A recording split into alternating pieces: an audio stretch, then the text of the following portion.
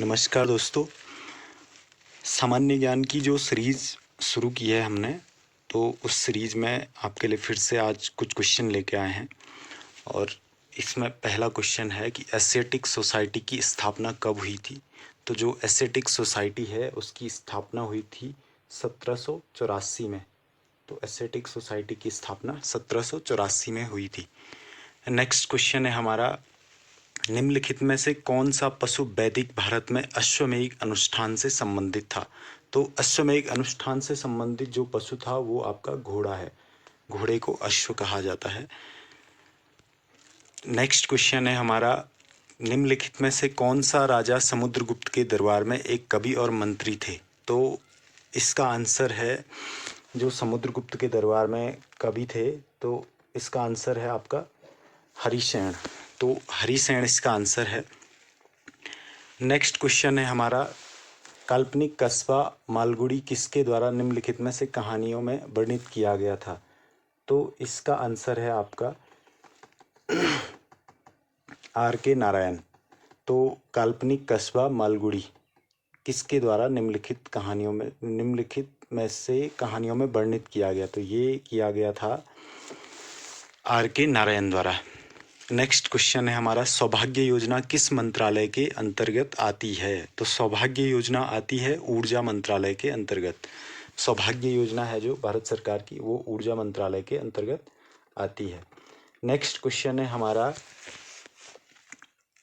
विश्व मौखिक स्वास्थ्य दिवस प्रतिवर्ष किस दिन मनाया जाता है। तो विश्व मौखिक स्वास्थ्य दिवस प्रतिवर्ष 20 मार्च को मनाया जाता है। 20 मार्च को विश्व मौखिक स्वास्थ्य दिवस मनाया जाता है। नेक्स्ट क्वेश्चन है हमारा, किसान रेल योजना के अंतर्गत प्रथम रेल परिवहन सेवा किस दिन प्रारंभ हुई थी। तो किसान रेल परियोजना के अंतर्गत प्रथम जो परिवहन सेवा शुरू हुई थी वो 7 अगस्त 2020 को हुई थी। नेक्स्ट क्वेश्चन है हमारा, जोजिला दर्रा कहाँ पर स्थित है। तो जो जोजिला दर्रा है वो हमारा जम्मू कश्मीर राज्य में स्थित है। नेक्स्ट क्वेश्चन है हमारा, निम्नलिखित में से किसका निर्माण तुगलक काल में नहीं हुआ था। तो तुगलक काल में जामा मस्जिद का निर्माण नहीं हुआ था। तो इसका आंसर है आपका जामा मस्जिद। जो खिड़की मस्जिद है फिरोज शाह कोटला है और तुगलकाबाद है, तो ये तुगलक काल के हैं, और जामा मस्जिद है ये मुगल काल की है। नेक्स्ट क्वेश्चन है हमारा कि 1984 में किसके नेतृत्व में बहुजन समाज पार्टी का गठन किया गया था। तो बहुजन समाज पार्टी, जिसे BSP भी कहा जाता है, उसकी मुखिया मायावती हैं वर्तमान में, और इसकी स्थापना की थी श्री काशीराम जी ने। तो 1984 में काशीराम जी द्वारा बहुजन समाज पार्टी की स्थापना की गई थी। नेक्स्ट हमारा है आखिर में इस टॉपिक को हम कवर कर रहे हैं कि यरूशलेम में नमाज के बाद हिंसा फैली और फ़लस्तीनी और पुलिस के बीच, जो फ़लस्तीनी लोग हैं उनके और पुलिस के बीच संघर्ष हुआ, इजरायली पुलिस के बीच, और उसमें 150 के आसपास फ़लस्तीनी लोग घायल हुए। अब मसला क्या है, मसला ये है कि जो इजराइल है वहाँ पे यहूदी लोग रहते हैं, और जो फ़लस्तीन है वो अरबी मुस्लिम लोगों का एरिया है। तो जब शुरुआत में इज़राइल जो लोग हैं, इज़राइल में जो यहूदी लोग हैं, वो असल में यूरोप के उन इलाकों से आए जहाँ हिटलर ने उनको बुरी तरह से परेशान किया था। असल में जो यरूशलेम है जहाँ पे लड़ाई हो रही है आजकल, जहाँ पे हिंसा भड़की है, वो इलाका ना तो किसी एक धर्म को बिलोंग नहीं करता है। वो क्रिश्चियनों का भी है, मुसलमानों का भी है, यहूदियों का भी है, और अर्मेनियाई लोगों का भी है। तो वो एक जगह ऐसी है जहाँ पे चारों जो मान्यताएं हैं उनके लोगों के मानने के पवित्र स्थल हैं। और ये जो घटना हुई, ये अल-अक्सा मस्जिद, जो ये फ़ोटो दिख रहा है, वहाँ पे हुई, जब नमाज के बाद पुलिस के बीच और जो वहाँ के फ़लस्तीनी लोग हैं, जो असल में ये जो ज़मीन है जहाँ पे इज़राइल है वो फ़लस्तीनियों की ही ज़मीन है।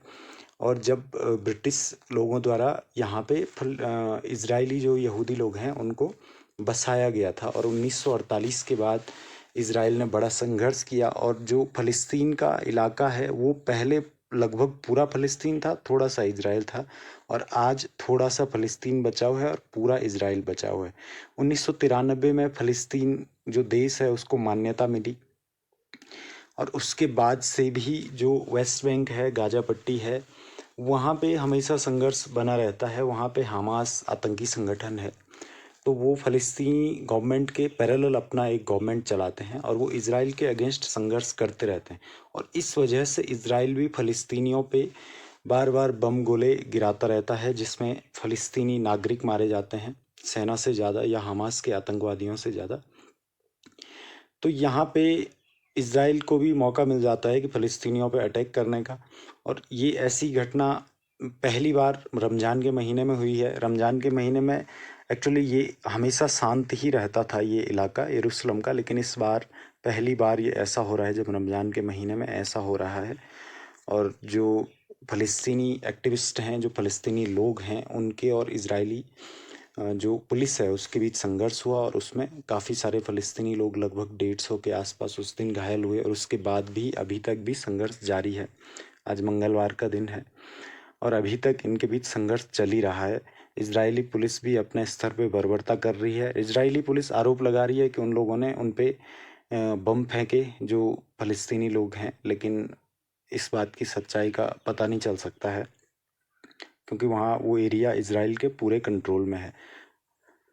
तो दोस्तों, उन लोगों के लिए दुआ करते हैं जो इस संघर्ष वाले इलाके में फंसे हुए हैं और इजरायली सरकार से भी उम्मीद करते हैं कि वो लोग बर्बरता कम करें, अपने हथियारों के बल पे लोगों पे जुल्म ना किए जाएं।